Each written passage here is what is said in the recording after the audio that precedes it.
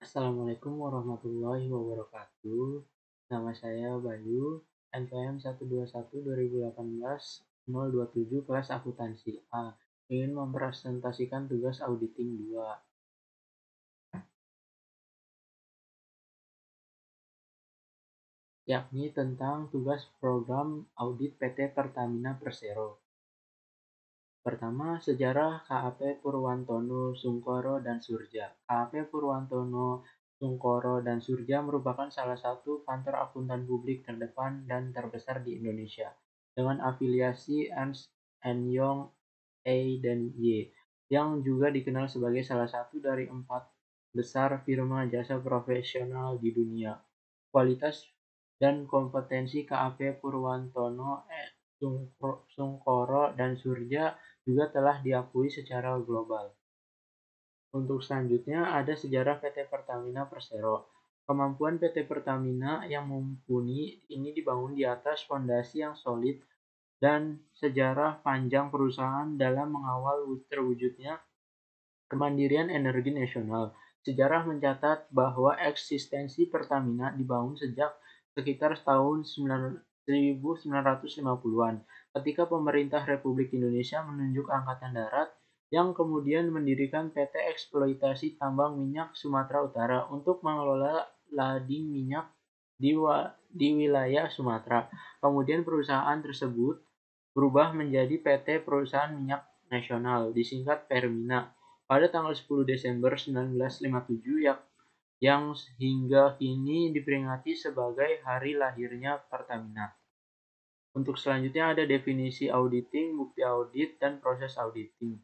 Auditing adalah pengumpulan dan penjualan bukti yang terkait dengan informasi untuk menentukan dan menyiapkan laporan tentang tingkat kepatuhan informasi dengan kriteria yang ditetapkan.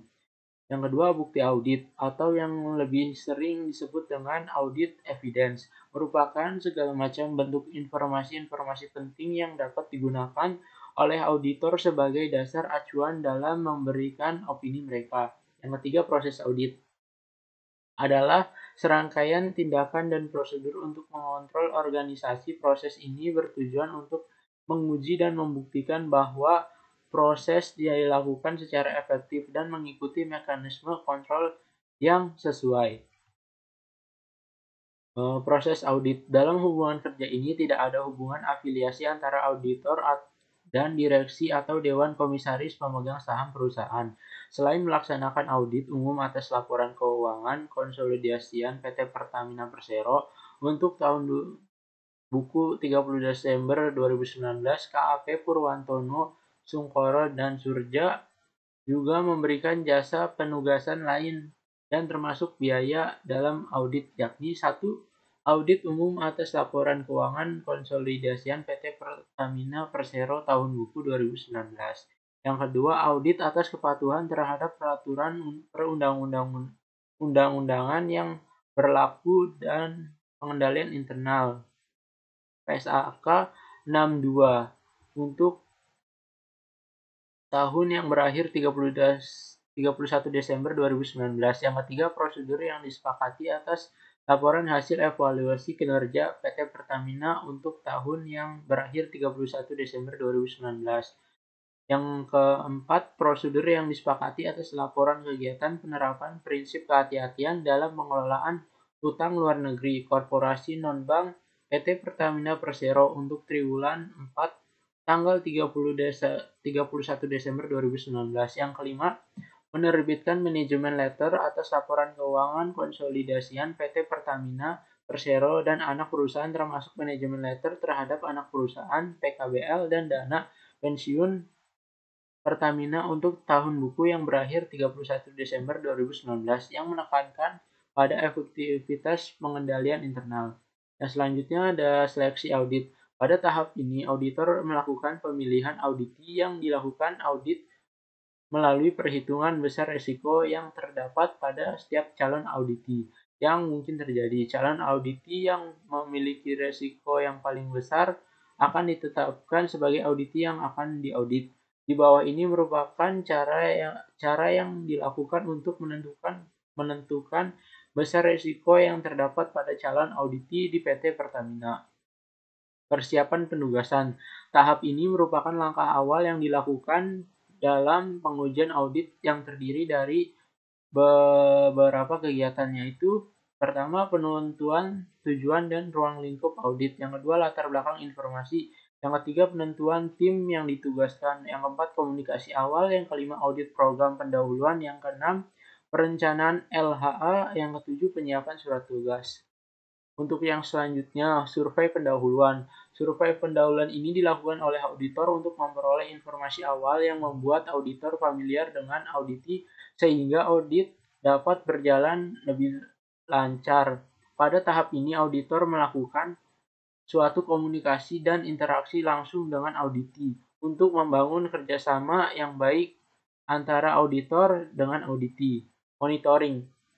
Setelah dilakukannya kegiatan audit dan menghasilkan suatu rekomendasi bagi manajemen PT Pertamina, tahap selanjutnya yang dilakukan selaku auditor internal di PT Pertamina adalah melakukan pemantauan atau monitoring, yaitu menyusun dan menjaga sistem untuk memantau tindak lanjut hasil penugasan yang telah dikomunikasikan kepada manajemen. Evaluasi audit.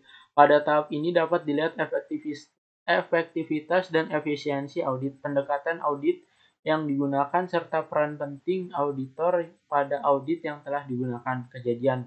Penentuan waktu yang audit yang terlalu lama jika dibandingkan dengan realisasinya yang menyebabkan efisiensi audit. Review. Estimasi waktu audit yang cepat agar kegiatan audit yang akan dilakukan bisa lebih efektif dan efisien. Kesimpulannya adalah suatu audit melibatkan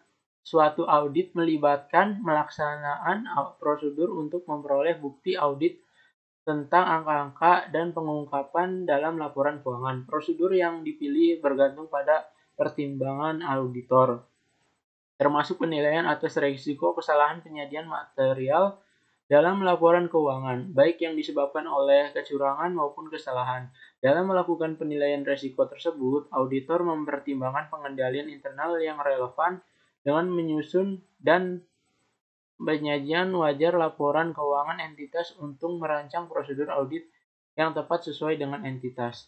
Ini berikut contoh lampiran auditor independen seperti ini. Nah, ini untuk laporan posisi keuangan perusahaan.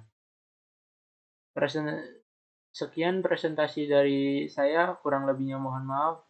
Wassalamualaikum warahmatullahi wabarakatuh.